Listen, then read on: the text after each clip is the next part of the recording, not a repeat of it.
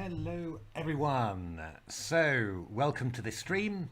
I'm just going to do the standard little checks just to make sure that everything is working, that my microphone's working. I mean, the setup was working yesterday, so you would have thought that it would all be good, but you never do know, do you? So just bear with me if you hear sort of double sound just for a while. I'll just you never do know, do you? Yeah, that looks all pretty good. Just for a while, I'll just fantastic. I was actually planning to stream the whole morning, but somehow, yeah, this game went on for a very long time. So, yeah, I mean, I wasn't quite sure how long I could keep talking whilst this is happening, because really not very much has happened at all.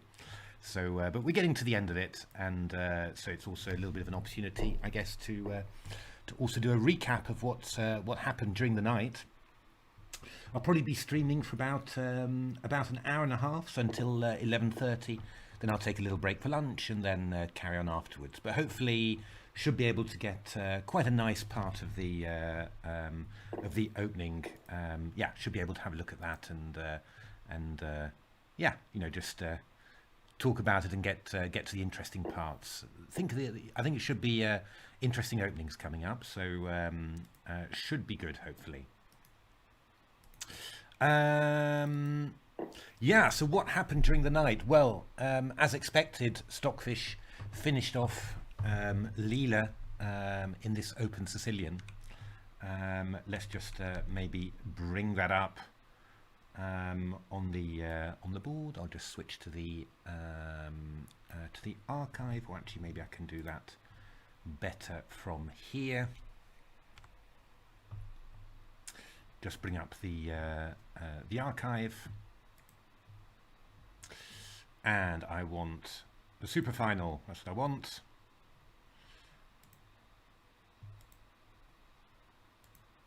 SuperFinal. So yeah, this was fairly convincing. Yeah, I mean, we left it around about here, and we just felt that Stockfish had a huge bind on Leela, and that this was just going to win very easily, and it turned out to be the case, really. If we just keep on looking a little bit further, yeah, you know, I mean, Leela managing to you know, the cost of a pawn each time, managing to get some exchanges, but somehow never managing to get free. Here, knight h7 checkmate was one of the threats, and after here, Leela's king was completely tied up. So this was quite horrific, really, and it really just it didn't really work very well at all. Just have a quick check, just to make sure that nothing amazing is happening. No, nothing amazing is happening. That's good. That would be a great thing, wouldn't it? Just to miss that.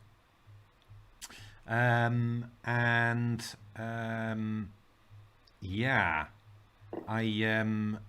but then in the next game we got Jeroen's first opening, which was a delayed modern Benoni, which actually turned out to be really interesting. So delayed modern Benoni.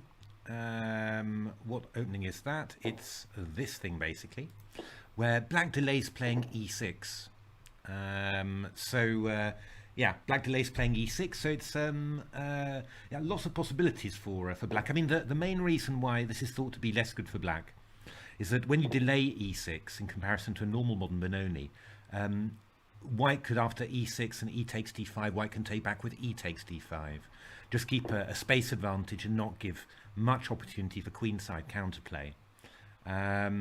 There were a few interesting moments during the game. In particular, in this position, Stockfish played the move h5 after Leela had expanded on the king side, and this is quite a typical King's Indian.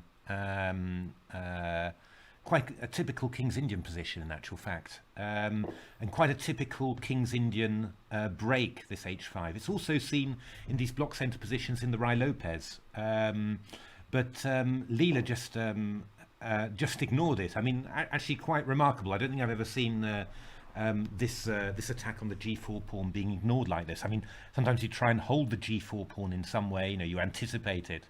But Leela just said, fine, you know, give me the h-file then. And yeah, this turned out to be extremely unpleasant for black. Yeah, I mean, it wasn't. This was a nice move, bishop f3 check, and queen g4. But it's one of those things where, yeah, looks kind of dangerous, but there is actually a big problem with the black queen. It's really only the black queen fighting at the moment, and the rest of the pieces are just too slow to get in. And yeah, I mean, Leela actually, you know, reeled it in very nicely. It didn't look that easy, really. You know, just optically, you know, this structure doesn't seem too bad for black. I mean, a knight could get into e5. We've just got doubled a pawns. But yeah, Leela 1.32 and Stockfish 2.47. You know, they were really seeing it as very, very strong indeed. And I guess the main problem, it's just tactical, really. That black has problems establishing a knight on e5, really. You know, so well, I can hear lots of clicking. Let's have a look. What have we got? Oh, just refresh. Minus 0.08, Leela. My goodness me. It's let's hope it doesn't go too far below here. 0.22 again. Yeah, I mean, in these positions, you know, it's I mean, how would White have ever been able to do anything? It's, you know, really, I think you would have needed to play an f4 break as a pawn sack, or earlier maybe play a p sack against a5 or something. But I mean, none of it's any good. It's just way too solid, really. You know, so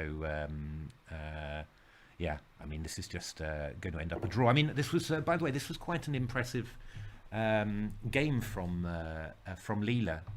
There was one interesting moment in here that what you'll notice in this position is that you know, Leela's keeping the queen side fluid here with the pawns on a6 and b6, so keeping the possibility of playing b5. So not you know, saying now, okay, I'm just trying to block the queen side and I'll try and survive forever.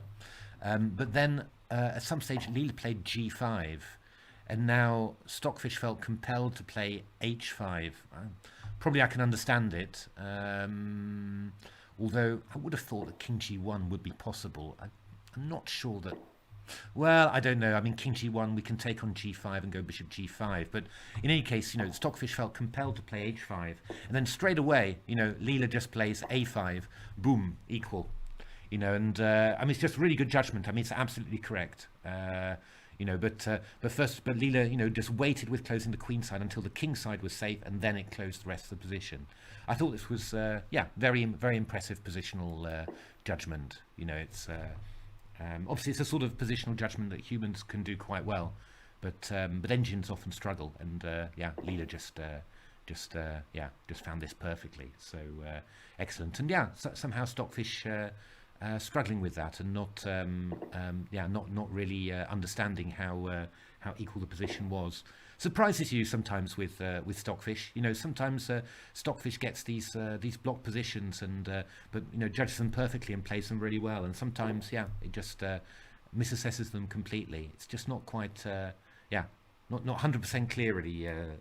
You know, from that point of view. But okay, you know, I mean, both engines have got their strengths there. So it's a draw, 0.09, 0.07. Well done, Jeroen. So both the openings, Jeroen and mine, we both started with decisive pairs, and I think good games. You know, really really interesting games. So you know, excellent.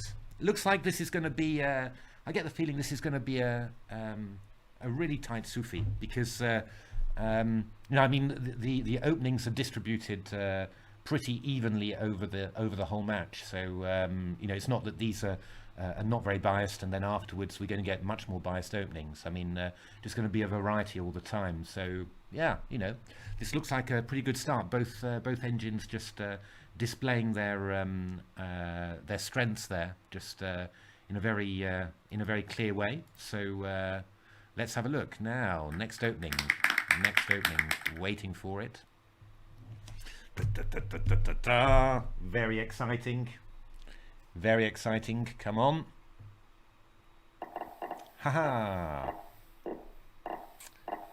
Here we are.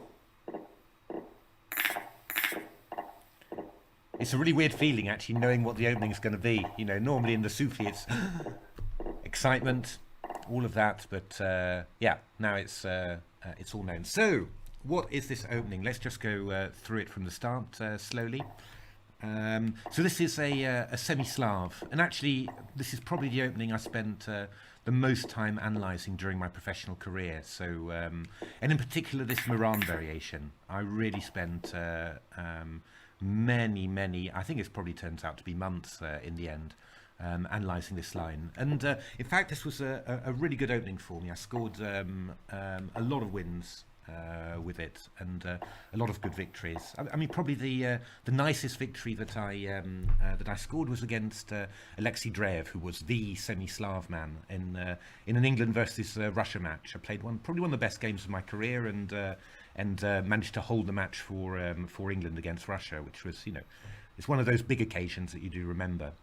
I mean, what is the basic setup there? I mean, black gets this huge queenside pawn majority and a big outpost on d3. White gets the centre and you know, possible chances to weaken the black structure with d takes c6, f takes c6. In general, you know, I do think that black is fine, and I think that nowadays, you know, the Semi-Slav Meran, as I used to play it, I think you can say that it's more or less analysed to a draw. It's just, I mean, when I came back as just as an amateur, started playing again, I spent quite a bit of time on this again, and but you saw how far theory had advanced, and yeah, I mean, it's really, it's some of the lines are quite fraught for black, but black is basically holding. But there's still plenty of interesting stuff. I mean, if you want to find interesting ideas, then you absolutely can. And this is the one. This is actually something that was a novelty that I never actually used, and I don't think it's actually ever been played either. So we're going to see whether it finally sees the light of day in these matches. So, after knight d4, I mean, one of black's main ideas is to play the knight d7 to c5, just keeping the central tension and then preparing to castle queenside. It's very dangerous, but it's probably fine for black. But one of the most amazing games in this line was the game Gelfand-Dreyev, and Dreyev went e5 in this position, and then, well, let's have a look on the board. I can best show you this. Let's get the PGN. F4. Bring up my skid board. There we are. Game edit. Paste PGN. Import. So knight f5 and then g6. Knight h6 was played in this game, Gelfand-Dreyev, and then black played knight h5. And we got, I think it was, if I'm remembering it right, it was knight f4, knight f7, king f7, g3, g5. I mean, Dreyev played these Semi-Slav positions brilliantly, and yeah, I mean, he just left this king, you know, rather exposed, open to checks, but he got a fantastic attack on the king side and won an absolutely brilliant game. So, you know, this is basically the root of it. So when I was preparing for Dreyev in the 1997 Knockout World Championship, I prepared this line very heavily, and I found some interesting ideas. Now there was another recent game, I believe, I think it was Magnus Carlsen against Alexei Shirov, where I think Magnus played knight h6 and won the game, but that wasn't 100% convincing in my opinion. But yeah, I mean, this has also been played since. But I said this line has not been played very much, but it's very interesting structures. I mean, after e5, you can complain about the black slight squared bishop here, which is looking at a wall of pawns, d5, e4. But on the other hand, if you manage to start blockading on d6, get a knight onto d6, and you start moving this queenside structure, this can be very dangerous. And well, if white tries to play moves like f2 to f4, then I mean, let's just show some, maybe, I don't know, here, just do something like this. If white tries to play f2 to f4, then we can always take on f4, install our pieces on e5. Quite nice. I played these type of structures in the Queen's Gambit Accepted as well, and I like them for black quite a bit. So yeah, I mean, I think this is quite an interesting way of playing, a bit more strategical, than the normal knight c5, because these lines get very, very sharp.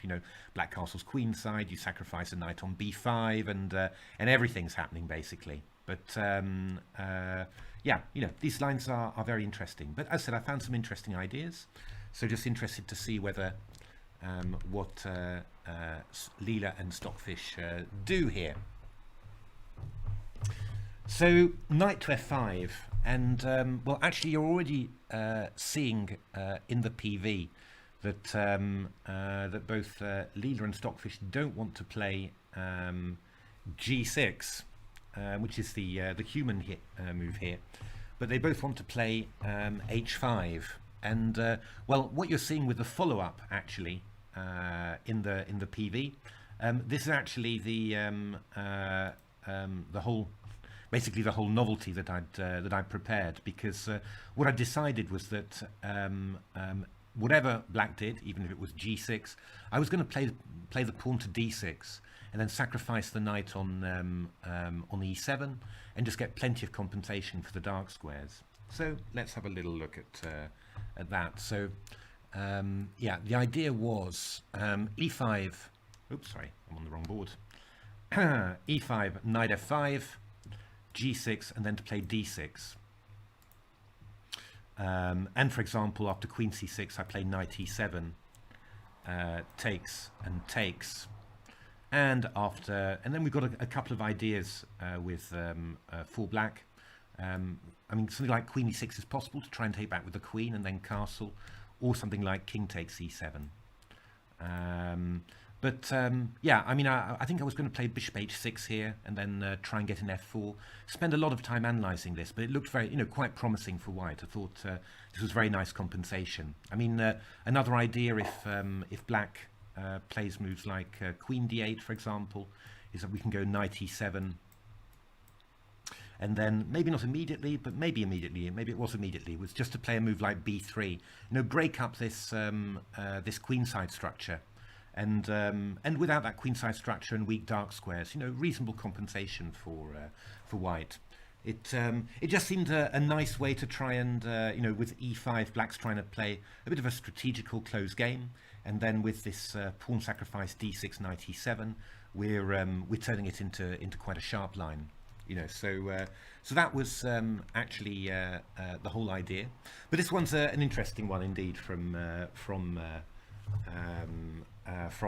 the engines. They're not allowing g6 knight h6. They're just playing h5 to stop it. And now they're just asking black, well, what are you going to do? Asking white rather, what are you going to do? So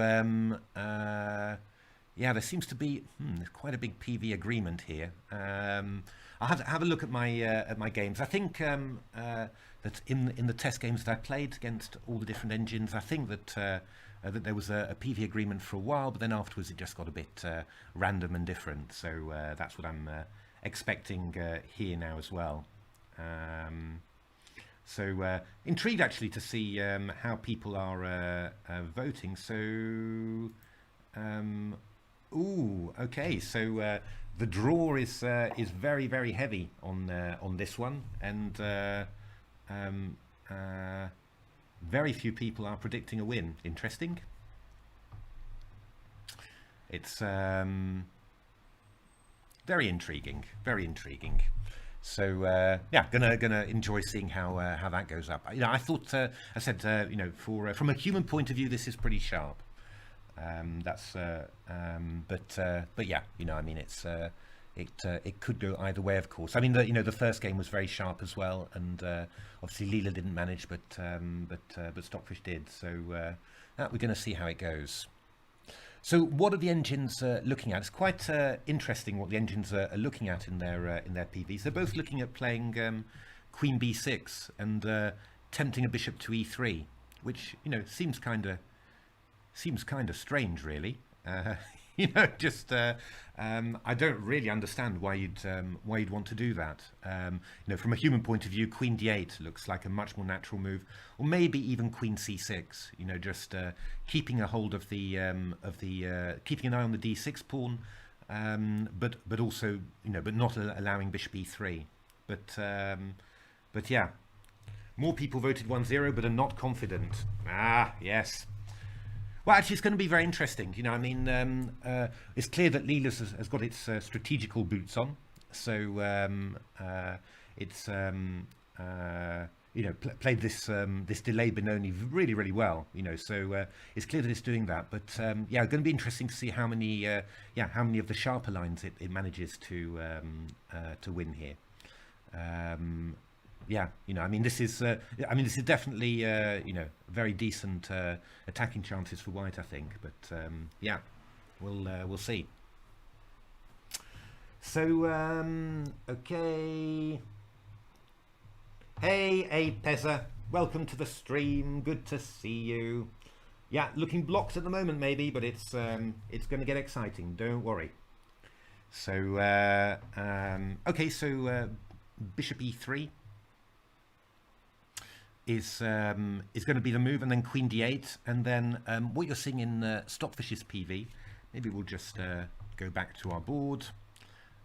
What you're seeing in Stockfish's PV is just make that promote variation. D6, Queen B6, Bishop E3, Queen D8. Don't fully understand that, I have to say. What you're looking at in Stockfish's PV is this very thematic move, B3. Because if you can get this move B3 in and remove the black's C4 pawn, then one of the big compensations that black has in the Meran is basically gone. So that's a really big positional achievement if you go B3. It's actually why, to be honest, I was always more keen on playing Queen C6, because then after B3 you just take on B3, and then the knight on C3 hangs. So that was kind of why I thought that the Queen C6 would be a better move. And then White could play a move like Queen F3, which is often interesting. Just to play B3, protect the knight. But in that case, we've got to watch out for tricks like Knight E7 and then Queen takes D6. We don't even have to give up our dark squared bishop. If we don't have to give up our dark squared bishop for the pawn, then that's probably going to be pretty good for White, really. So yeah, Queen C6 would have been the more natural move to me, but I'm sure the engines have got some sneaky reasons why this would be good. Queen D8. Just having a look at what Leela's thinking, because I think Leela was thinking of something different here. No, it's also going for B3. It's also going for B3 there. But yeah, the difference is how they're going to try and deal with it. Leela looking at G6 and Stockfish looking at Rook C8. Going to be interesting, this one. Yeah, the key point about G6 Knight E7 is, of course, that the knight is stopping the king from castling. So you've got to get rid of this piece on E7, and so that means you've got to weaken your dark squares. So I do confess, by the way, that when I analysed this all these years ago, H5 had not occurred to me at all. I was only looking at G6. So that also learning something.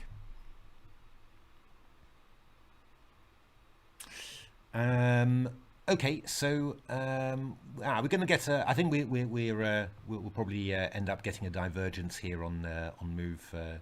Yeah, move 17 probably. So that'll be fine. And well, at some stage later, I'll look up the games that I had with in this line, and we can yeah, just compare a little bit as it goes along. Now, let's have a little look. So, Queen d8, b3. Let's have a look at the different possibilities here. Queen b6, bishop e3. Oops, sorry, I've missed out. h5, d6, queen b6, bishop e3, queen d8, b3.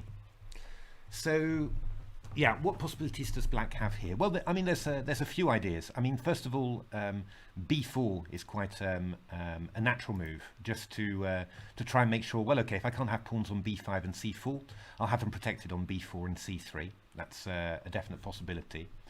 Yeah, we've got Leela's move g6, which is just trying to resolve the situation very quickly.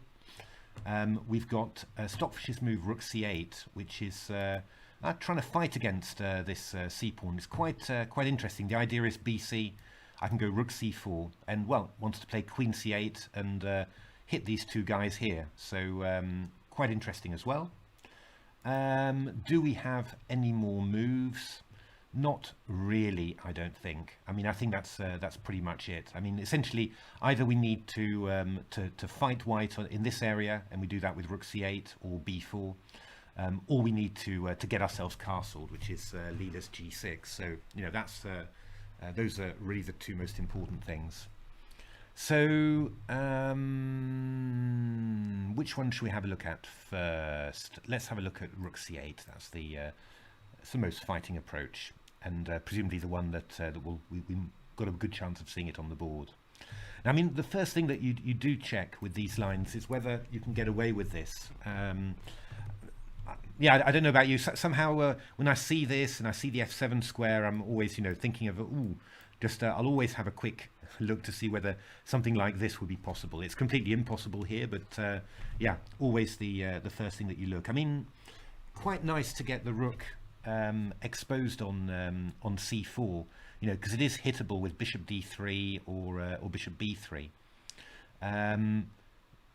I mean, we could just move the knight into d5, move the knight round to e2. The knight often goes to e2, but it just looks a little bit. Yeah, I mean, it's quite common that the knight goes to e2, but here it's looking a little bit dominated by the pawn on e5. So I don't think this knight's going to get any good squares really. Yeah, I mean, queen d2, queen c8. Does look like it's probably costing a piece somehow. So if you're going to do anything in this position, you probably want to go knight d5, threatening knight c7, and then black has to think of a move. But this doesn't actually look so bad for black, I have to say. I'm not 100% sure which way I want to take here. I mean, I want to stop knight c7 most probably. Although, yeah, this is one of the. When you start analysing with engines, sometimes you just have the feeling that everything is possible. But here I'd just take with a bishop on e4 and go knight c7 check. So that would be absolutely awful. So I suppose, yeah, I don't know. I'm not quite sure which one is. I mean, knight d5 is natural always. Rather than giving up the bishop pair, you take with a knight. But I'm not sure how strong this bishop on b7 is going to be. So it might be that keeping the knight is more important. I mean, you could start looking at stuff like g6, knight e7, and then something like queen b6, and just start trying to just to get rid of this pawn without giving up your dark squared bishop.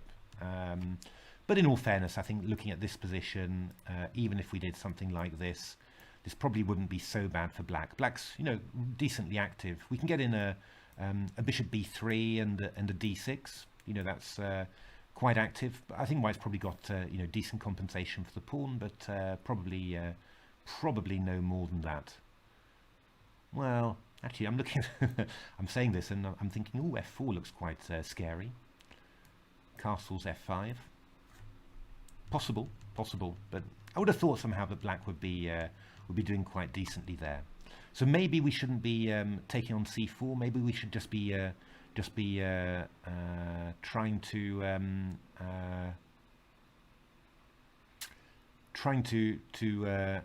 find a better move, or just delay it maybe, and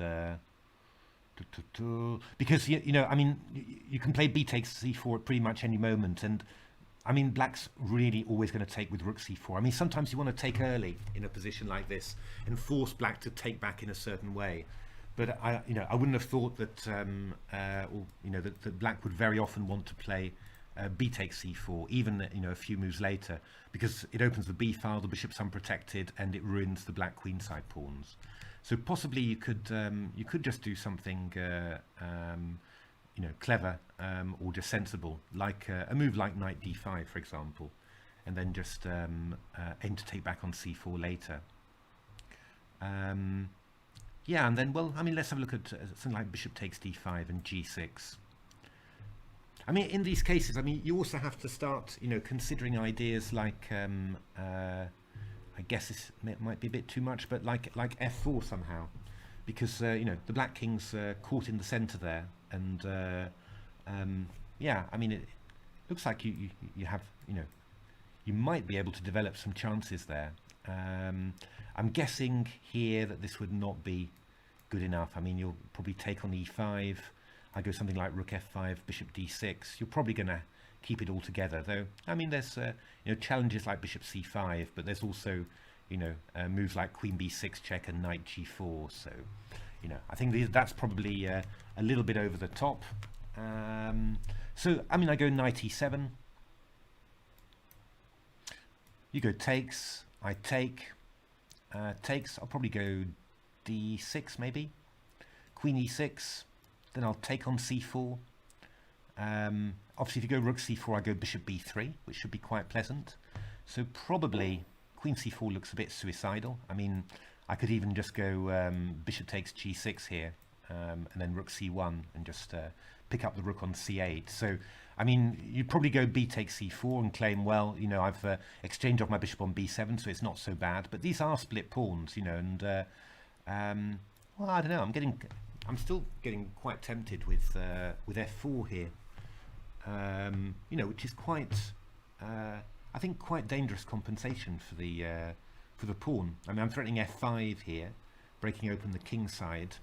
So, well, we'll need some good defense. Of course, Stockfish is defending this as black, so it's kind of what we're expecting. But this is pretty interesting stuff. Let's have a look. What have we got on the board? b3, rook c8 we have on the board, and actually both Stockfish expecting black to white rather to take early on c4. Interesting. I wonder about that actually. And what is Leela expecting? Actually, I'm not getting a refresh on Leela's PV here.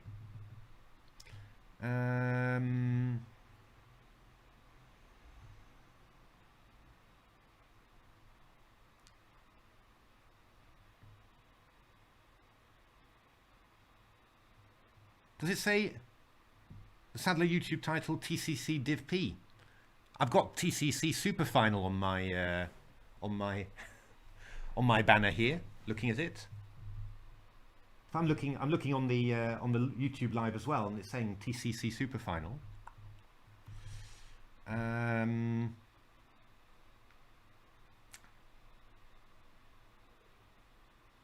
Well, no, yeah. I mean, it's okay. Yeah, it's really weird. I mean, I can tell you, I'm seeing TCC SuperFinal on my banner, and I'm looking at the YouTube site at the same time, and it's saying TCC SuperFinal.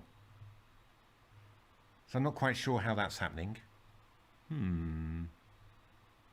Strange. One of those weird things. Oh, wait a minute.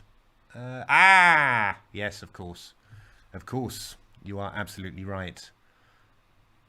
Why did I doubt you? It's one of those things that I've got several different. I mean, it's a very nice piece of software, I have to say, but it's yeah. You have a series of screens, but yeah, all of the screens are different. So there we are. TCC SuperFinal done. Hopefully. And shall I move this down a little bit? There we are. Hopefully that's done. Okay, so b takes c4 immediately played. Okay, I was thinking that maybe we might wait, but with that, but Stockfish has played b takes c4. Sorry, Leela has played b takes c4 immediately, and now we're going to have rook takes c4. Let me just make that the main variation. And now I'm expecting knight d5, and now we've got to have a yeah. I mean, we've got to see how Stockfish is going to recapture on d5. Yeah, bishop d5 possible. You're just claiming that this bishop is not going to be active anymore and that the knight will be better, or you just take on d5. I think what Stockfish was looking at was knight takes d5, e takes d5, g6, knight e7, and then it's not going to try and take this knight. It's going to try and play the move knight f6, and just trying to capture this d6 pawn without giving up the dark squared bishop. Now this is a very interesting idea here. What have we got with white? Well, obviously, you know, your mad hacking instincts, you know, start looking at stuff like knight g6, but I guess that's just an empty check. The king escapes, and there's nothing much more to be done. What else do we have? I mean, if you're looking at in terms of natural human moves, then f4 is very natural. Got to watch out because you can get hit by knight g4s all the time. You know, that is actually reasonably dangerous. Again, you're sort of getting very tempted with ideas like this, and then, well, maybe queen f3. I don't know, something like this. Not completely stupid. You know, we've got quite an impressive amount of pieces sort of piling on f7, but well, you know, I mean, that might not be the very best. I mean, something like queen d6 might be interesting. I mean, I'm always looking just to sack pieces, open the center, and then give some checks, and then claim that I'm doing well. But I mean, that might be again, that might be over optimistic. The problem with fe. Yeah, I mean, even queen e7 or queen e5, this probably looks quite decent. I mean, you've got to give it to both Stockfish and Leela. This bishop on e3 is turning out to be hit quite a number of times in these tactical lines, so it might well have been, you know, something like this that stimulated, you know, the engines to bring the bishop to e3. I have to say. Another idea that might be possible, just thinking about it, is that we could just try and hit this. This rook on c4, because it's a bit short of squares, actually. So if we go, yeah, I mean, it doesn't really want to go over here. I mean, we'll just chase it. So I guess we could either have black sacrificing the exchange. Is that possible? Something like queen d6, bishop c4. Yeah, this looks way too risky. I can't believe this one's ever going to work. Maybe rook b1, maybe something with queen a4. That looks way too risky. But I guess you could probably just go bishop e7 simply. How's that looking? Bishop b3 and castles.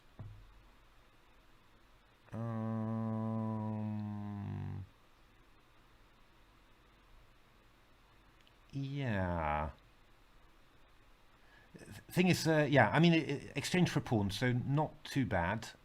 Just the only thing I'm a little bit worried is that, you know, taking this pawn is not going to be so easy. You're going to get pinned in various ways when it happens. And I'm just thinking, you know, if I just get both my rooks on d1 and e1, pawn on e5, might be a little weak, this guy. I think white's still, yeah, got a nice advantage here.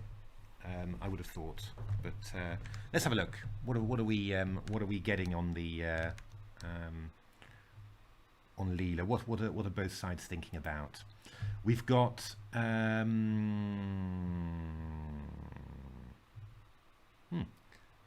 minute. Let me just duplicate the tab and just see whether I actually end up with a Leela PV.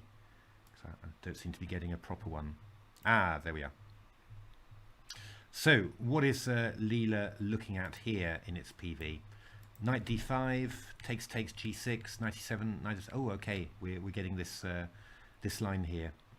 bishop e7, bishop b3, then knight g4. Oh, this is Stockfish's PV. Okay, actually, but Leela's is very similar. Oh my goodness, they're both going for this one, which I would imagine that these engines will hold that to a draw quite easily. How long is the PV agreement here? Quite long, isn't it? Really, deviates here just a little bit.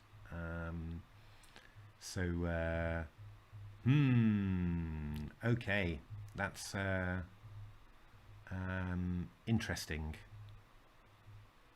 This is yeah, just exchanging off exchange sacrifice just to try and oops, sorry, I need to move the screen a little bit up, just to neutralize this. Yeah, this is looking like Stockfish has done the biz somehow. I would think. I mean, slightly uncomfortable for black, but obviously not uncomfortable really for Stockfish here. So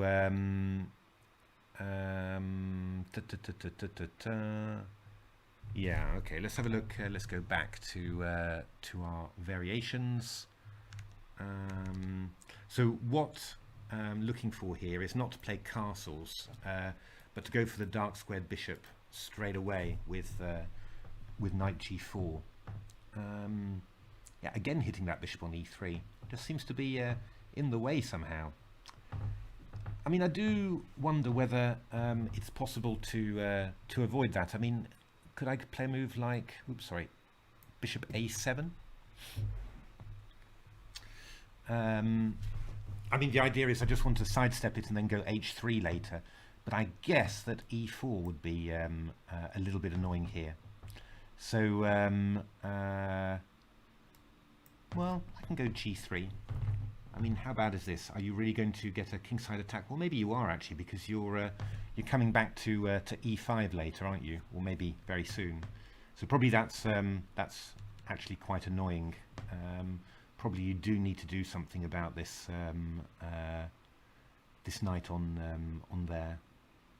I don't know though. I mean, is that really? Again, I'm just I guess devil's advocate somehow, but I'm just wondering whether if I went rook c1, the sort of lines that, yeah, you're calculating as a human when you're just really desperate to to try and find a way to get an advantage.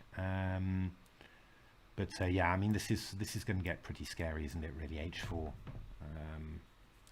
I think we've learnt enough about the power of the rook's file and rook's pawns to know that this is going to be quite dangerous. So okay, what has actually happened in the on the board? So knight d5, knight takes d5, and we are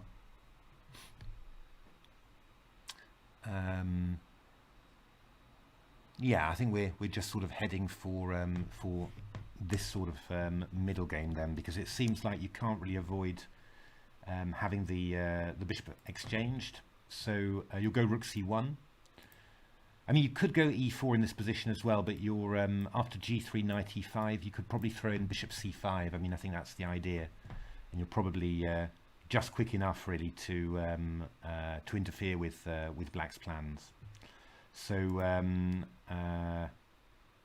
so after rook c1, yeah, you just want to take on e3, takes and castles, and yeah, and then I guess black's just playing, white's probably playing e4 in this position. Kind of sensible, I suppose.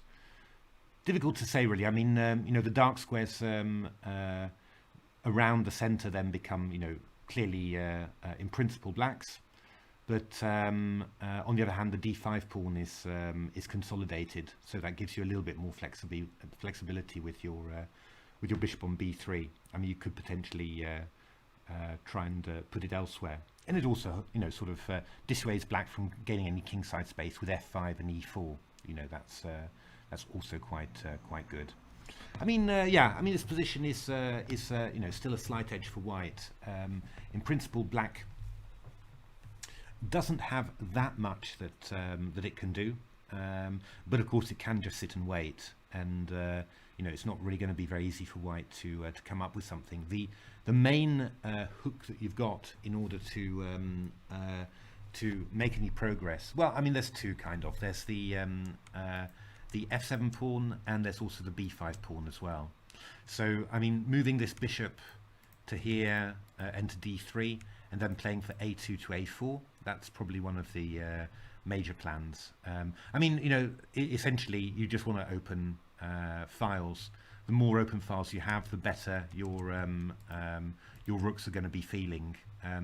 They've got some, you know, some space already, but yeah, I mean, the entry squares are quite well covered at the moment.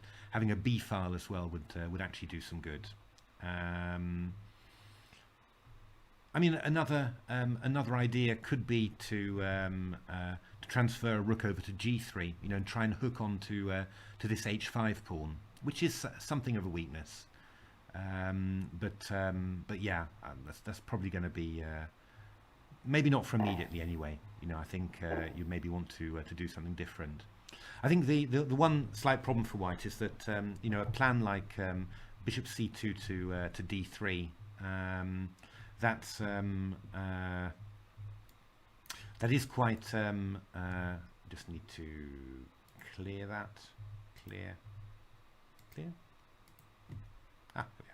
The problem is when this bishop moves from b3, you know, if we move the bishop round to d3, then, well, I mean, you know, the black pieces really have to watch out for d6 at the moment, because this bishop would be attacking the f7 square.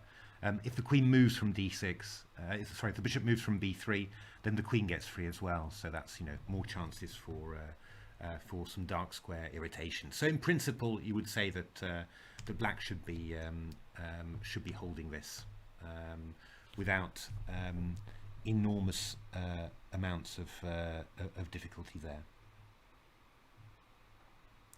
So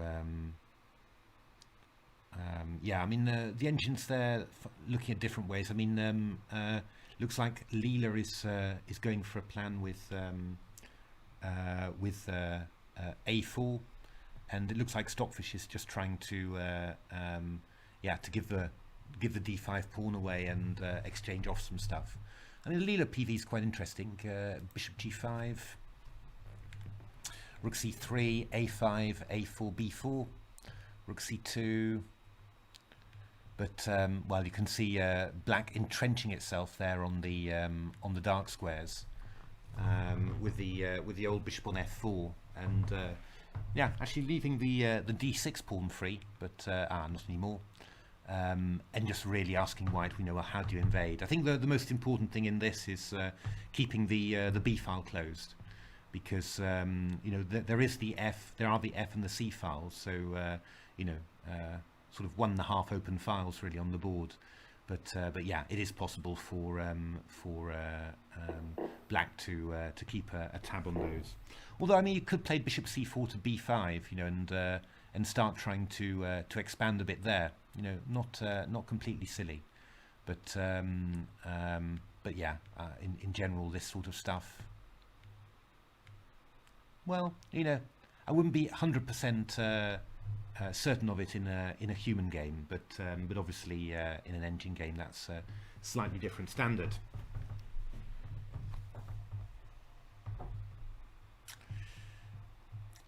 Oh no, Leela not even supported by Mr. BDZZ bet. How can this be? How can this be?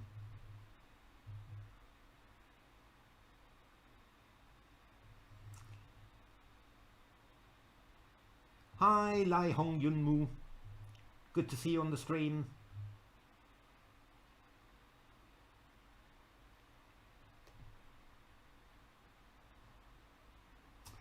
So, yeah, quite an unusual position this, with the knight on e7, pawns on d6, d5, indeed. But yeah, indeed, the engines just ruin it for you, don't they, with the evaluations there.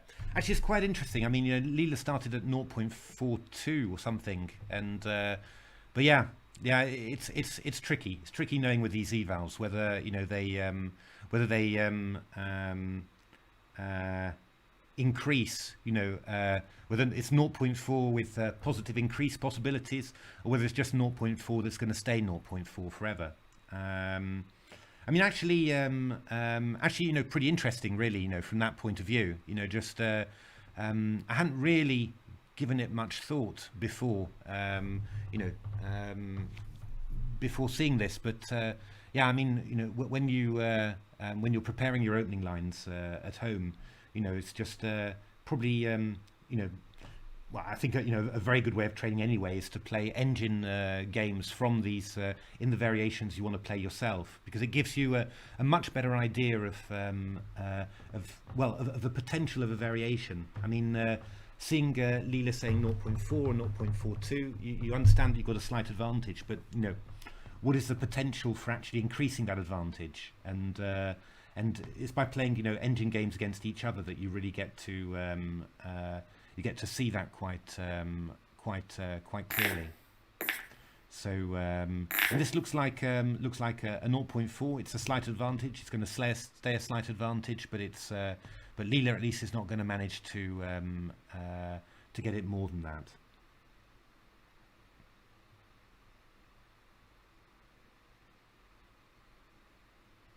So, but quite nice tactics, I have to say. But we're now going to enter probably a little period of moving around because we're going to. I think we're probably going to end up. I think Leela will play e4, and we're going to end up with a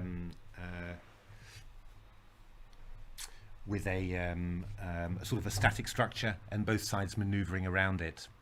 Yeah, it's quite interesting, that the whole thing about exchange sacrifices, and when you actually do them. It didn't make it into to Game Changer actually, but just whilst I was analysing all those games, took a little look at when AlphaZero sacrificed exchanges, and what the resulting evaluation was, and yeah, I mean, you really saw that, a knight in the center supported by an outpost, the exchange was being sacrificed very easily for that one. That really did seem to be worth, equivalent to a rook or even more. You really saw that if you looked at the distribution of exchange sacrifices in those games, you saw that most of them were taking, exchange sacrifices were really taking part in the center, just the central squares, just against a knight on an outpost. And I guess that that also makes sense, because if the opponent has spent time establishing a knight on an outpost, that's also a certain amount of time that he loses when you sacrifice the exchange for it. That's 4 or 5 moves that then disappear from the board, and yeah, that's that can lead to that's a certain dynamic advantage as well. If you had a look where where AlphaZero sacrificed rooks for bishops, that was much. That was pretty much all over the board, and very often the exchanges of rooks for bishops, they weren't. It wasn't because the bishop was so strong. Often it was a weak defense. It was in a way you call it a weak defensive piece, but it was a bishop that was holding the position together. A bad bishop on b7 with pawns on c6 and a6. But you get rid of it, and then afterwards the whole position collapses. Those were the exchange sacrifices of rook for bishop that you saw an awful lot. But rook for knight, it was always about sacrificing a rook in the center for a knight on an outpost. So yeah, quite interesting. Just looking at that, and I mean, a lot of that sort of stuff is stuff that you could really think about yourself. It's not unnatural in any way. But yeah, I mean, just seeing it in games and seeing it between super strong engines, and I mean, that just really just gives you a lot more confidence about your conclusions, and I mean, it's why I like analysing these engine games an awful lot, because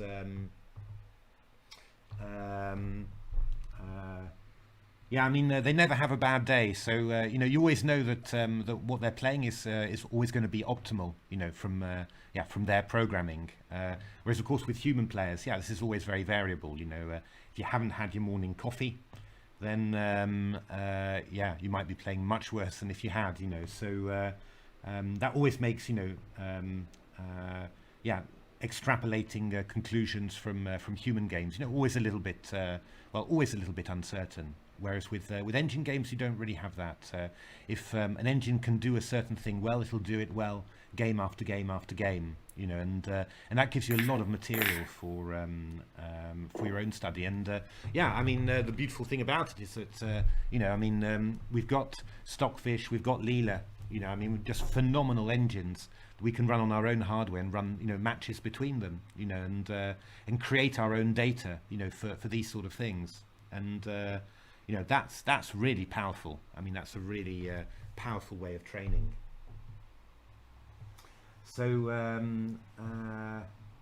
if queens are removed, that would probably be more difficult for black, I think, if queens were removed, just in this position, because I think black would have to spend a lot more effort trying to plug the holes on the C file, and I think that would give white a lot of chances. But although black's next plan of just removing the dark squared bishops is going to help with that a lot, because if white doesn't have its dark squared bishop, then getting past the dark square blockade, even with the queens off, will be rather difficult.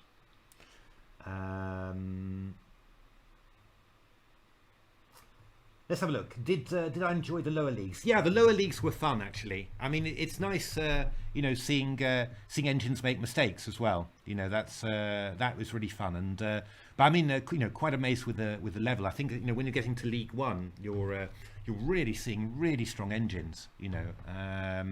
Really really impressive. And anyway, you're looking at League 2, League 3. You see some of the engines that didn't make it past, and you're thinking, wow, these were looking really, really good. So yeah, no, it's good fun. It's in a way, it's you're always impatient to see the Sufi, and you're always want to see it, because that's kind of really, really exciting. But I do like the build up as well. And dipping into the qualification league, getting the whole idea about what is the chess engine scene at the moment, what's coming along, and I think that's very, very interesting. I'm very happy that the TCC spend so much time and effort on the you could say on the weaker engines, because obviously the weaker engines of today are the monsters of tomorrow. Look at Eigel, coming from nowhere, really. Nowhere. It's been there for a while, but it feels like it comes from nowhere, and just really holding its own very nicely in Division P. So really really very good there. And Knight takes G6 was good fun, Mike on Tube, but I think that was just not going to lead anywhere. Let me just show that on the board. So Knight takes G6. I think we just take on G6 and go King D7. Looks dangerous, but probably it's just empty checks. Bishop F5 check, King D6. King's very safe on D6. Nothing to worry about whatsoever. So that's a little bit of a shame. If that was working, that would be great. Is AlphaZero going to make a comeback? I don't think so. I think DeepMind. I've got no inside knowledge about it anymore. Our involvement with DeepMind finished when Game Changer was published, I guess. We still do some talks and stuff like that for them whenever that's required or asked for, and they want a bit of a chess focus rather than an IT focus, but don't really know anything that's going on there. But I think the focus has really moved on to using the AlphaZero algorithms for other stuff, like this protein folding, which judging from the reaction in the news, was something quite extraordinary. I think probably DeepMind have had their time at games, and they're focusing more on the science, which sounds like a good thing to me. It's although I must confess, the first thing when I heard about AlphaFold and the protein folding competitions, the first thing I thought was, does it play chess at all? But they have been using AlphaZero for investigating some chess variants, and there was this recent match between Kramnik and Vichy just ended a couple of days ago with chess variants, the no castling rule. But they looked at an awful lot of different variants with like torpedo chess, where your pawn can move I think it's two moves all the time and stuff like that. And there was some crazy stuff. I mean, it was really really incredibly entertaining to see that. So yeah, you know, I think it's there's definitely I think there's probably definitely a market somewhere for more of these chess variants, simply because, you know, the top players nowadays, they just do everything, right? I mean, you know, it's not unusual to see Fabi Caruana playing Bughouse or stuff like that. And I mean, in my day, I mean, this was a total no-no. I mean, even playing Blitz was you know, frowned on somewhat as you know, not serious at all. And but nowadays you just see that you know, all of the world's top players are just playing Blitz constantly. Yeah, all sorts of different stuff. So yeah, it wouldn't amaze me if these chess variants you know, got some sort of niche hold of chess, even at the you know, elite level. Wouldn't surprise me at all. It's Komodo Dragon. Oh, Eagle. Sorry, Carlson. Eagle. I will pronounce it properly. Eagle. So yeah, Komodo Dragon. Yeah, I mean, I was really impressed with Komodo Dragon. I think it keeps on improving, and I think, you know, you could also say it's keeping pace, I think, with the improvements in Leela and probably even Stockfish. You know, it didn't look compared to Stockfish and Leela, it didn't look any weaker at all than you know, than a couple of months ago, you could say. You know, and both, yeah, certainly Stockfish has been piling on the patches since then. I mean, what's quite interesting is that if you have a look at the, we can see that actually, can't we? If you have a look at the results from Division P, season 20. Always doing that to me. Seasons Division P cross table. If you have a look at that, then you'll see that yeah, Komodo did not do well against Stockfish. You know, lost 4-1, which is quite heavy, but it did maintain parity against Leela.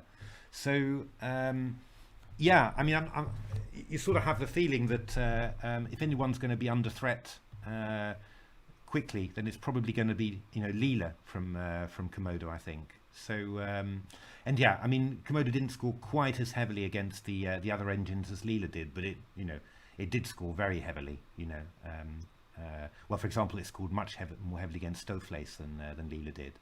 So yeah, you know, I mean, I think it's yeah, I think it's really that bad result against Stockfish that held it back, but wouldn't amaze me. You know, wouldn't amaze me. And they seem to be, you know, fairly active about bringing out updates and developing the engine. So that, I mean, that's really positive as well.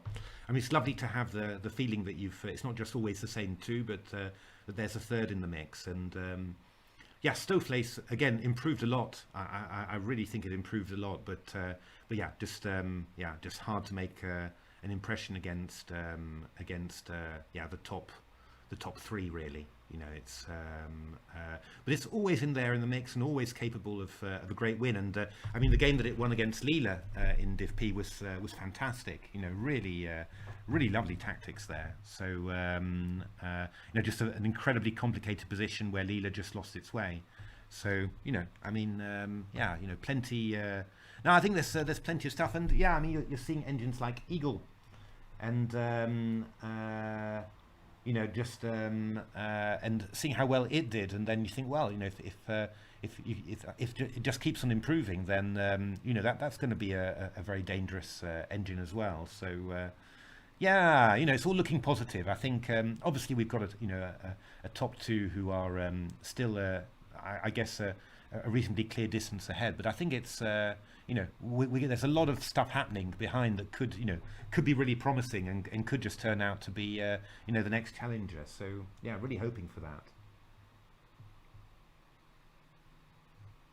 Yeah, no, I do agree about the lower leagues and also the cup and and the Swiss as well. I mean, I do like seeing strong engines against weaker engines. You know, it's I mean, you know, one of the ways that was always recommended, you know, to train for in the good old days was you know, take the classic games, so Lasker and Capablanca, you know, and look at the games where they played weaker opponents, because you know, in those games, if Lasker plays Capablanca, then they're anticipating each other's plans, neutralizing it, and most of the interesting stuff stays in the variations. Whereas, you know, if you when Lasker or Capablanca, when, you know, even if they play against you know, Tartakova or someone like this, then the chance that plans are being implemented quite clearly, and you know, you really see that. That's yeah, I mean, that's very, very instructive, because first of all, you've got to know what people were aiming for, and then you understand why they were stopping it, and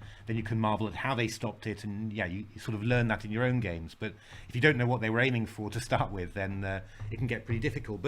And there's all sorts of ways of doing that. I mean, we talked with a guy called Terry Chapman for our book Chess for Life, Natasha and I, and so he was very keen on looking at recent games played between 2700s and 2200s, and he said he preferred that to the classical games, because at least you had modern openings, you know, and so you got the same effect with a 2700 carrying out a plan, the 2200 not spotting it well. And you know, you're seeing a clear exposition of this plan, but in modern openings, you know, and that was a very nice thing. But of course, with engines, it's even nicer and even, in a way, even clearer, because you know, the big difference you notice between the strongest engines and weaker ones is in anticipation. So you know, how soon do they spot danger? And you know, how soon do they spot that positions are promising long term, and that and how soon does the opponent not spot that it's getting itself into a long term bad position? I mean, that was the essential lesson of AlphaZero Stockfish 8. You know, I mean, just in terms, you know, pure in terms of the chess, you know. Yeah, AlphaZero's neural net, you know, it just had a much better sense of, this is a long-term promising position, and I'll be able to optimize my position for move on move on move on move.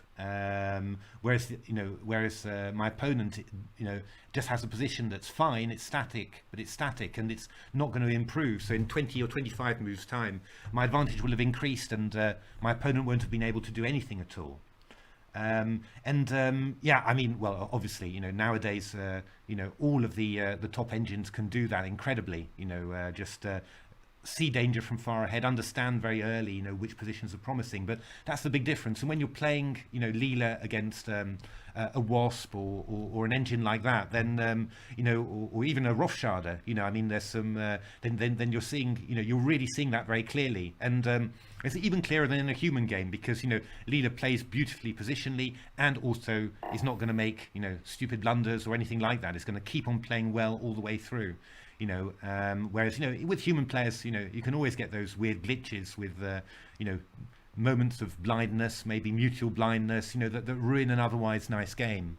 And indeed, you know, I mean, in the cup, I mean, I think it's a couple of cups ago, but there was, you know, some beautiful game, Leela against Rothscharder, you know, that yeah, you don't see it in Leela-Stockfish anymore, because both, you know, understand the position so well, and they're both anticipating each other, but somehow a weaker engine allows it.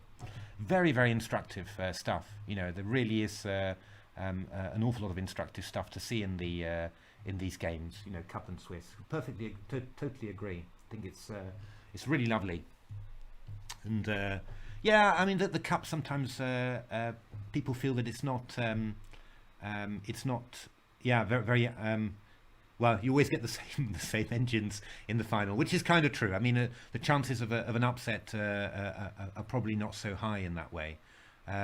But yeah, you know, that again, that from a chess point of view, seeing stronger engine against weaker engine is, you know, is very instructive. I mean, I think I think it was the game Leela against Wasp actually, where Leela just won one of these very equal-looking endings, just by playing better moves over a long period of time. I mean, that's lovely to see as well. You don't see it, you don't see it in Div P or in the Sufi or anything like that.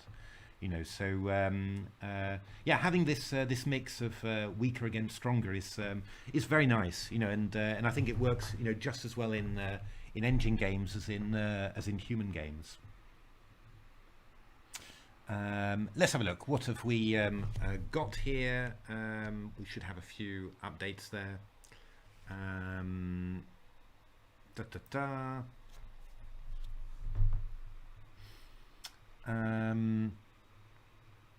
So A5 being played. So I think we're probably most likely to get something like A4, indeed, and then Black will play B4. I think that's the important move here, just to keep the queen side closed.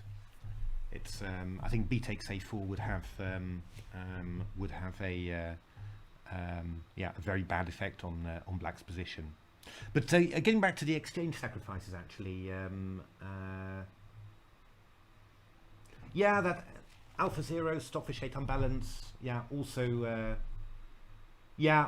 it's true. Although, it's certainly NNUE for Stockfish has really helped with certainly a number of openings to help with its long-term appreciation of long-term problems. Although even Classical was doing pretty well, at that. But you had the feeling that it was, in some positions it was always going to suffer against Leela. Whereas now, there's, I mean, anything really, Kings, Indians, Frenches, all that sort of stuff. NNUE is playing it really well with both colours. It's still, I mean, you see, the third game in this match, though, you still see that somehow Leela's just a little bit better at, I guess, at keeping the possibilities open in the position. I think it just still anticipates a little bit better when positions are getting closed and when they have to be closed. If we just go back to have a look at that, actually, just go back to the archive and show that. I mean, this was really archive seasons, SuperFinal, the incredible TCEC archive. I get so many requests from people saying, but how on earth do we get hold of the games? And just always really say, but it's really easy. Just the archive is a fantastic resource. And being able to download all the games and everything, just amazing, really. Just incredible how much amazing chess is just on offer. I think that's what people can't quite believe. They don't really realise that it's just available like that and beautifully organised and everything. But now, just thinking about this game somehow. Oh, wait a minute, just one moment. I'm going to answer the door because I think I've got a parcel. Haha.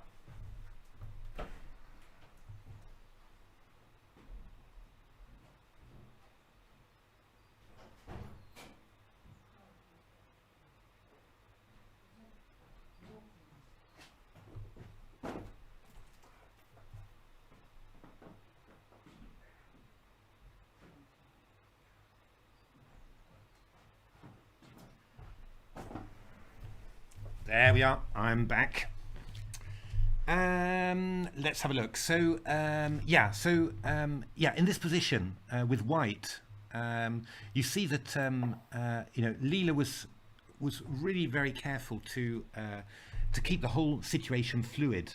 So it allowed A4 in this position. It allowed Black to play A4 in this position. It didn't play A4 to stop it. Which is, for engine sometimes is a tempting move, right? I mean, you solidify your grip on B5, you stop any sort of counterplay from the opponent, but it can lead to a static advantage. But that's a static advantage that probably can't be increased. So it just played it very, very nicely, and also on the king side here, it was it had anticipated that this sort of break was coming, and then it made sure that the situation remained fluid on the king side, And yeah, just using its space advantage and other advantages. You know, here the d6 pawn's very weak, the b7's pawn very weak. There's the h file for Leela if Stockfish isn't careful. You know, it just kept its position very nicely fluid. Hasn't always been the case with Leela. I mean, there's a number of the Sufis that went wrong for Leela. There's quite a few of them actually, I am afraid, but a few of them that went wrong. I mean, you saw Leela getting static advantages and then just making them completely static, and then just ending the game with a +1 advantage, but had made no progress. And to be honest, that's a little bit what happened to Stockfish in this in the follow-up game, because what you actually saw there was well, Stockfish just wasn't half as cautious as Leela in advancing, and Rook h1 here. Stockfish played a4 very early. Just it stops b5, but it also gives black the possibility of blocking the queen side with a5. And I think that's sometimes the things that that engines have difficulty realizing. The idea that yeah, you might just block the entire position, and what Leela did was extremely nice. I mean, you see its evaluation, it was 0.34, and then it just spots this idea and spots that Stockfish hasn't really spotted it. G5 first of all to block the king side. You're threatening GH and bishop G5, and then after H5 straight away A5, and its evaluation started going down until it was 0.01, and it's just a completely blocked position. King side's blocked, queen side's blocked. Any breaks that white wants to make are going to be too expensive. They're going to cost a whole piece basically, and yeah, and even after that, if you get rid of the e5 and g5 pawns, well, the black pieces are ready to occupy the squares. So I mean, that's very interesting, all this. It's I think that this is yeah, I think it's something that Leela still does better than Stockfish, which is not to say that Stockfish can't play block positions, because it's yeah, it's got some very good wins in those. But I think it's just a little bit more vulnerable to yeah, to this sort of position, and it's particularly important when you're yeah, when you're trying to hold inferior positions. This ability to understand that a block position is coming and is drawn is really important. So yeah, I mean, this was very impressive from Leela, and yeah, got it a win in the mini match there. So excellent. Back to here, yeah, Stockfish has defended in a very active way, actually, really very nice way, just sacrificing the exchange and setting up now more or less a static defensive structure, and it can more or less it can just sit and wait and let white come onto it. I mean, what could white do here in terms of making progress? I mean, I'd be very tempted to put my bishop on b5, to be honest, and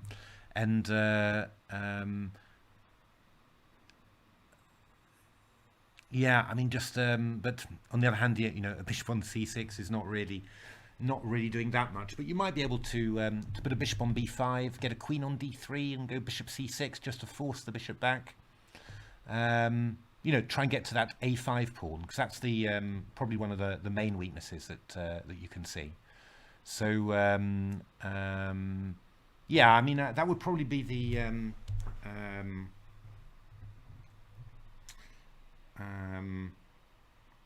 main idea. So I was just wondering who's going to be what was the betting in the end. Actually, that was what I was wondering. Let me just have a quick look there. What was the betting in the end on the games? Quite modest, very modest on a draw. Only Ostein going with a reasonably big level, and 250,000 on the draw. Wow, there we are. Excellent. So going to be big money there. Well, at least you're not going to lose your stake. That's so f4. Let's go back to the position. I'm yaw. E4. Just promote that. There we are, and just get the moves that that have happened since. So bishop g5, rook c3, a5, a4, b4, and then rook c2 was played. I mean, I must say that you know, when I'm playing these games with black, it's always the uncertainty a little bit of should I, you know, just my current structure looks solid, so should I just sit there and wait, or should I improve my position? You know, I mean, I can put a you know, a bishop onto d4, for example, you know, which feels like an improvement. But you know, if you do that, then you know, there is always the risk that something might come into f6, which you're suddenly not you know, covering as well as you did before. So it's always a little bit confusing to know how to do it. I mean, I would think that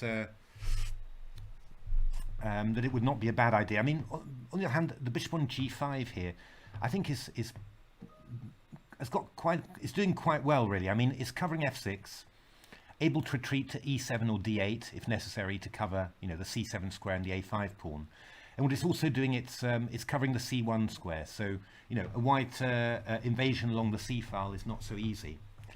I mean, if I was white here, I'd probably be looking at a plan like, we'll just say that black, you know, sort of does nothing, queen d3. I'd probably be looking for this plan, just go bishop c4, and then bishop b5. That would be what I would really want. Question is whether I should be able to achieve all this. But the idea really is to go bishop c6, and if bishop c8, then to go queen b5. I mean, that's the basically the ideal thing. And then I'm claiming that I'm picking up the pawn on a5, or that well, you know, that black's going to have to be a little bit passive to defend it. And you know, who knows? I mean, if you go queen c7, I might be able to go d6 and bishop d5, get a strong bishop there, and then pick up these pawns later. And all of a sudden, the rook on the c file is looking, you know, reasonably dangerous.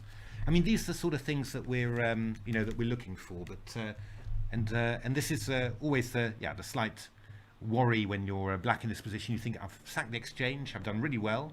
I'm sure I've got some sort of you know, fortressy position, but yeah, am I going to be able to mess it up? And well, certainly against an engine, you can lose any position. So what is actually happening there? Well, king g7.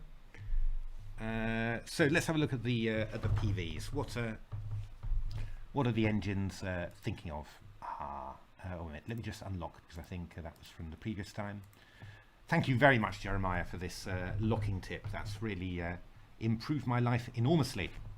So what are we seeing here in Leela's PV? Leela is playing around a little bit, not doing very much. No, was vaguely looking at my plan, but then has gone back. So yeah, I mean, Leela is not doing very much at all here. Bishop b5, okay. Queen c1. Oh, and then going for an exchange sacrifice. That's pretty nice, actually. Yeah, I mean, if you get that, then yeah, there's chances to make some progress. I'm a little bit nervous about your king somehow, but no, it should all be all right. I mean, this is a decent way to make progress. The point being that if you leave black only with its light squared bishop, then it's just you know, pointing towards these pawns on d5 and e4. So you know, suddenly you're the risk that you end up with a really great ending where this bishop is incredibly passive is huge. In all these Queen's Gambit endings, Queen's Gambit positions, this theme of a bishop on b7 being restricted by a white pawn chain, central chain on light squares is quite huge. So yeah, of course you wouldn't have to go bishop f4, but this is quite interesting. So just aiming to put the bishop on b5, and then willing to sacrifice the exchange for Leela. That's quite nice. If we look at what Stockfish is looking at, Queen A1, not very exciting. Yeah, it's looking to consolidate this bishop on F4 with pawns on G5. I mean, that's a bit double-edged, really. On the one hand, of course, black's also restricting the white king, so that could be a good source of counterplay. On the other hand, yeah, I mean, D6, C7, these are now kind of unprotected.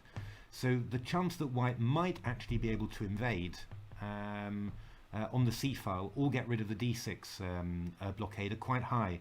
But I think that black's also going to be looking for maybe some kingside counterplay with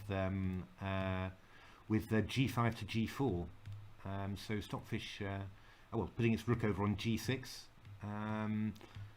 Lots of shuffling happening. When's the next interesting thing going to happen? Rook F1, Bishop F4, Bishop B5, Rook C6. Yeah, I mean, this is the sort of thing that that would make me a bit nervous as black, to be honest, about this setup with the Bishop on F4. But yeah, maybe it's maybe for a fish, it's not scary at all. The one good thing there that you're seeing is that you know, this Bishop on F4 covering the C1 square. If white loses control of the C file, going to be very difficult here. And going B3. But there's also D6 in, but probably then, yeah, black could play Queen C2 and get enough counterplay. So, in general, I think, you know, there's quite a few ways of playing this position, but also surprisingly quite a few ways of getting it wrong. I can tell you that you know, these positions, playing a rapid game against the engine, I'm always ending up losing them somehow, which might be, you know, just my general incompetence, but I think it's just it just goes to show that, you know, that there are always ways of losing positions. I think that's definitely true.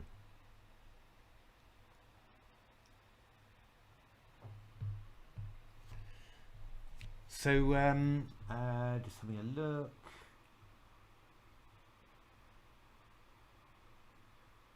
No channel points. That's all very innocent. That's it's only on Twitch. Doesn't relate to any sort of money. It's just a way of indicating the confidence and the admiration you have for a certain engine. And you know, Mr. BZ, I'm always getting his name wrong. Mr. BDZZ has so much admiration for Leela that he's always betting 250,000. Yeah, no, it's just a bit of fun. It's just I have to say, I did get quite emotional about a few of the bets where I was during Division P. I was always betting against Stockfish and Leela, and well, looking at the number of points I lost, you can see you can see that wasn't a good strategy. But I mean, actually, you know, it did sort of highlight how amazingly Stockfish and Leela were defending, because you know, the openings were pretty unbalanced, and you know, the fact that that Leela and Stockfish lost so few games really was quite incredible. I mean, if you're looking, if we're looking at just bring up this one. If we look in Division P at the number of games that that Leela and Stockfish lost, it's quite incredible, really. So Division P, cross table. I mean, the top guys are causing damage to each other. I mean, you know, that you basically expect.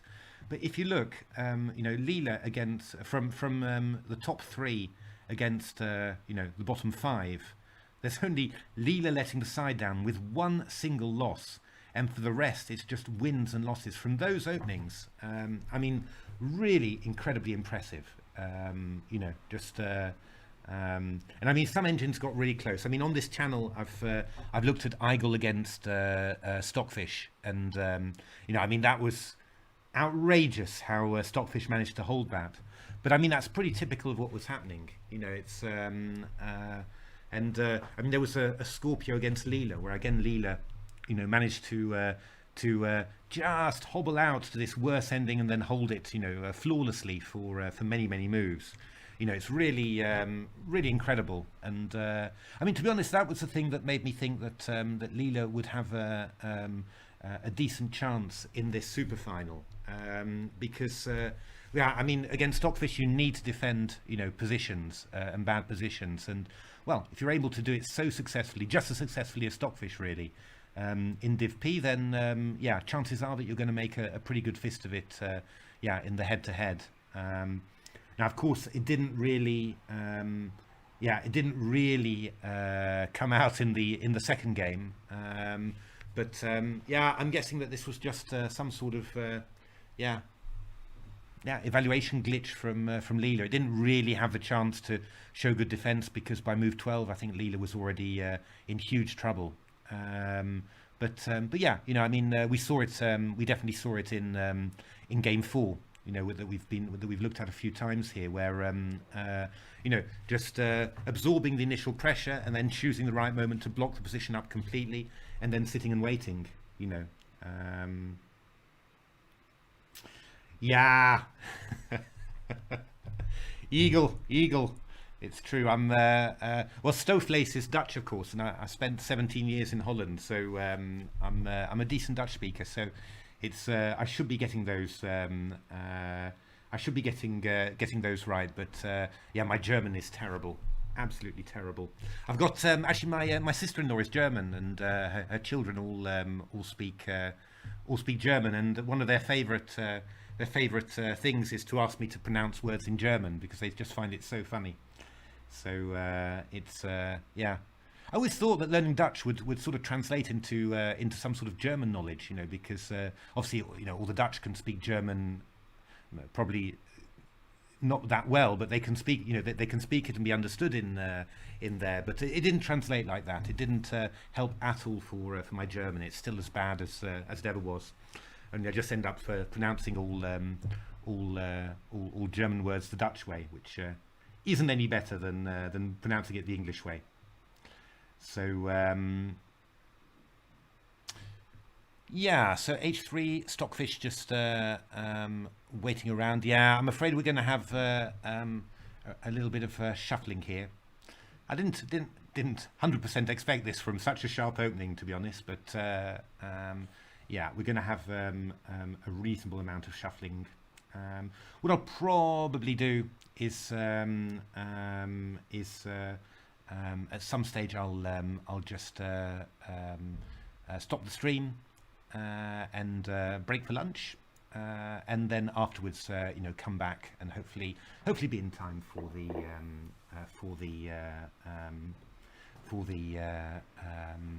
the second game, and we'll see whether Stockfish can do any better against Leela. We'll be quite interested to see that. Yeah, it could be that there's a PV agreement until about move 17, but I think Leela was planning to do something different, so we will see. It's yeah. I think it's shaping up to be a really nice super final. So hopefully the yeah, the openings can keep on prodding the engines to produce their best. It's but certainly from the first 4 games, it's looking quite exciting and reasonably evenly matched. I think I think you're seeing that Stockfish, as always, in the sharper positions, is just that little bit more accurate in defence and also ruthless in attacking. That was the first and second games. But I think you're seeing that that anything that it's not necessarily starting with a blocked position, but anything that has a tendency to become blocked, then I think that Leela's showing that it's still got the edge on Stockfish, and both in terms of defending, knowing, yeah, sort of planning beautifully to close the position at the strategic moment, and also from the attacking side. Understanding how to keep the position fluid and avoid it being blocked. I think that's pretty good, really.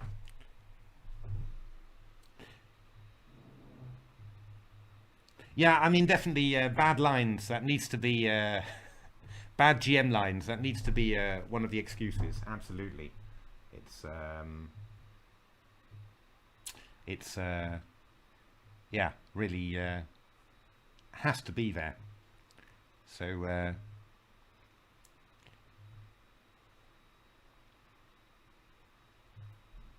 Let's have a look.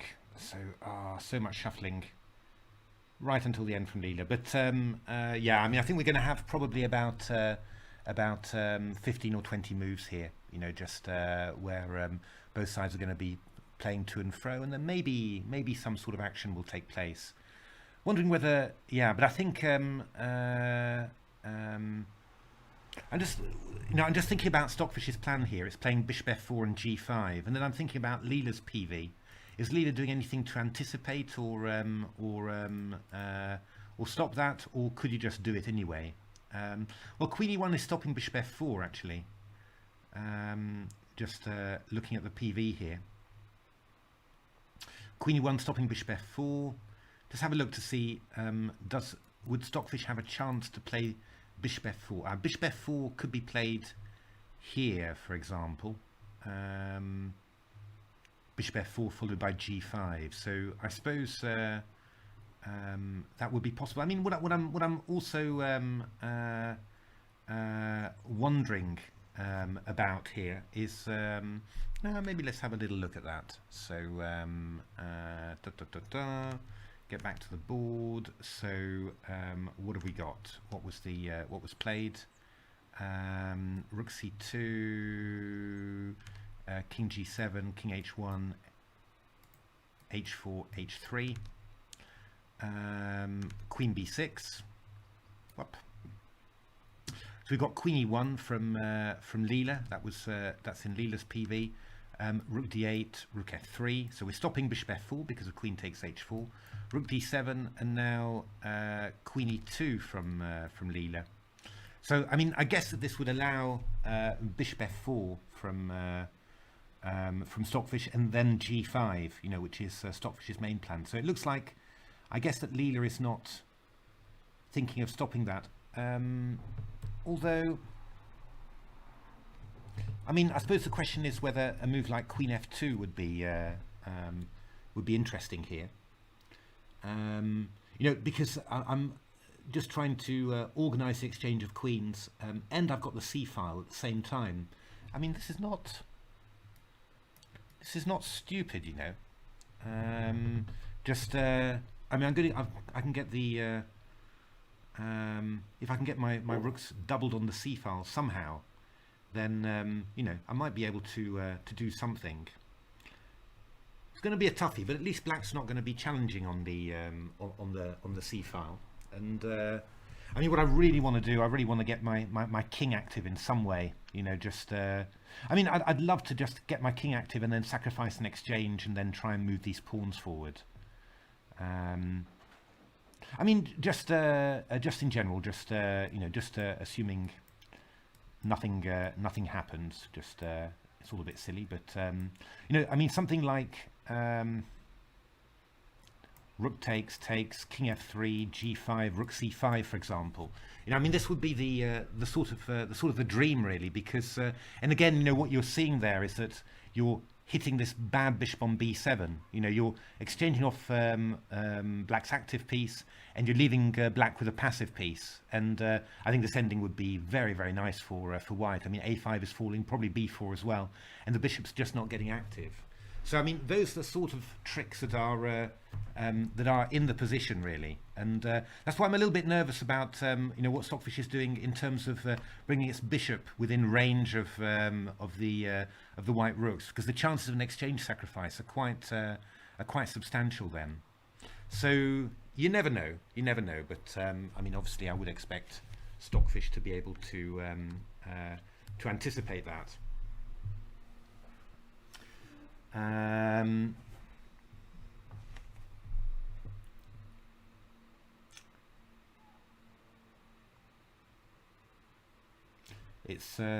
But okay, I think what I'm going to do now, I'm going to stop the stream here. I'm going to pause for lunch. So, and then I will come back probably in about an hour or something like that, maybe a little more. And hopefully we'll get the end of this game, and then also the start of the next one, and we'll see what Stockfish makes of the white pieces here. So thanks very much, everyone, for all the comments and all the interaction. And yeah, I mean, I will come back and start streaming again probably in about an hour.